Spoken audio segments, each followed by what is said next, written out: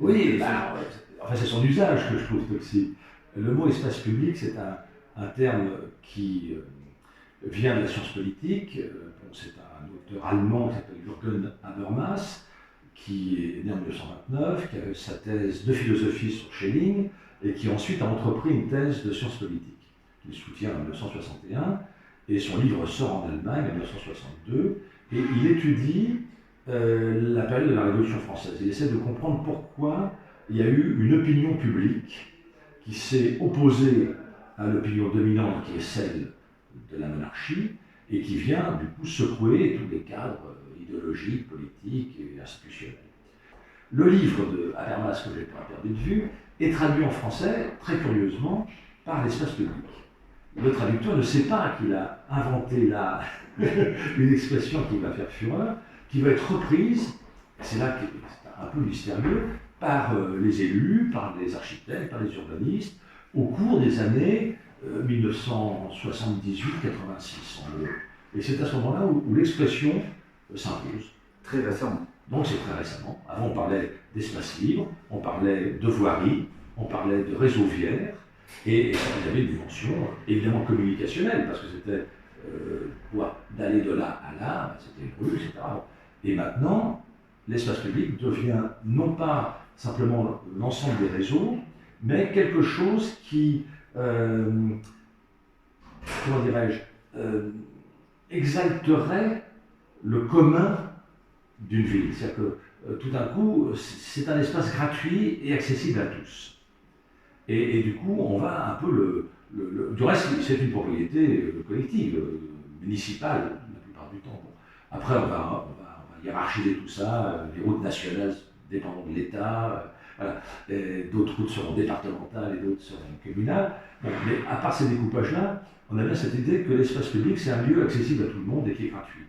On n'avait pas du tout imaginé la multiplication d'un produit immobilier assez récent, qu'on appelle en anglais la gated community, c'est-à-dire la communauté fermée par une porte, hein, the gate. Et en France, on appelle ça une enclave résidentielle sécurisée, qui vient finalement obliger le piéton à la contourner, parce qu'il ne peut plus la traverser, puisqu'elle est vidéosurveillée, elle est accessible qu'à ceux qui ont la possibilité d'entrer, le livreur de pizza, parce qu'il y a bien le nom des destinataires qui habitent dans cette gated community. Et donc là, on voit comment quelque chose qu'on pensait être constitutif de la ville peut être confisqué par une partie seulement de cette ville. Et là, c'est très intéressant parce que c'est une image qui frappe tout le monde, j'imagine. C'est que auparavant, la ville était protégée par une enceinte, et dorénavant, les murs sont à l'intérieur de la ville. Donc, on a une sorte d'inversion de la situation qui fait que la notion d'espace public est très intéressante parce que dans d'autres langues que la nôtre, ça n'existe pas. Donc, c'est une manière, c'est pour ça que je dis souvent, il faut désoccidentaliser notre esprit, non pas pour dire, voilà, l'Occident c'est le diable, non, c'est simplement pour dire qu'il y a d'autres cultures ailleurs, d'autres rapports à la territorialité, d'autres rapports au droit, qui font que c'est pas parce que chez nous il y a des espaces publics qu'on va essayer d'améliorer, de meubler avec le mobilier urbain, etc., d'éclairer, tout ça, que c'est la même situation ailleurs. Et même dans notre propre histoire, c'est un abus de langage de parler d'espace public au Moyen-Âge. On est tout à fait dans autre chose. La rue n'a pas du tout la même fonction.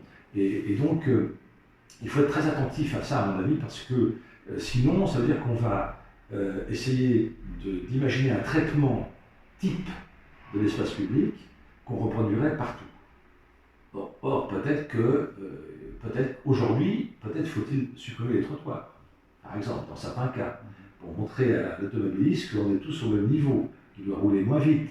Il ne peut pas se garer au bord du trottoir s'il n'y a plus de trottoir, donc il ne peut pas se garer là. Donc on peut imaginer des choses comme ça. On peut imaginer des choses comme ça qui viennent du coup nous dire qu'on ne doit pas être tributaire d'une appellation qui n'a pas été... C'est en ça que le mot espace public est dangereux pour vous.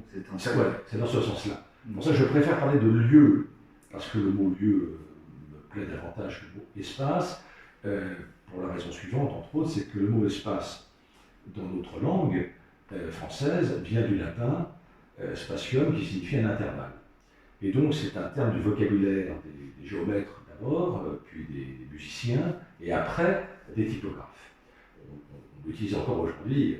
Quand on commande un article 20 000 signes, espace compris, on voit bien que là c'est une donnée, là c'est un intervalle entre deux lettres. Et donc ce mot, mais là encore pour des raisons que je n'ai pas pu élucider, s'impose au début des années 70.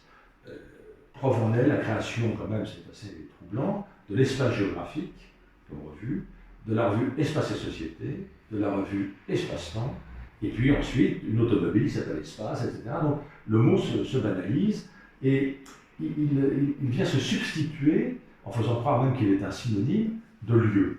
Or, Françoise Choët avait publié un article très très important où elle avait relu et lu les grands traités d'architecture depuis Vitruve jusqu'à Viollet-le-Duc, qui étaient la plupart du temps en latin, mais plus on avance vers nous, étaient en français, et elle avait constaté que le mot espace n'y figurait pas. Alors, de quoi parlaient ces architectes? Eh bien, de lieu, de locus en latin et de topos en grec, donc topoi, le pluriel évidemment, et le chi en latin. Et là, on était dans autre chose, et le mot lieu, étymologiquement, c'est quelque chose qui se dresse. Et donc c'est quelque chose qui permet de se tenir droit. Et se tenir droit, par métonymie, c'est être quelqu'un de respectueux. Voilà, quand on le dit du reste, on dit « Ah, un tel je l'aime bien, il n'est pas tordu. Il ne va pas nous faire des coups foireux, c'est un type droit. » Eh bien, un type droit, c'est celui qui va nous désigner le lieu de sa présence.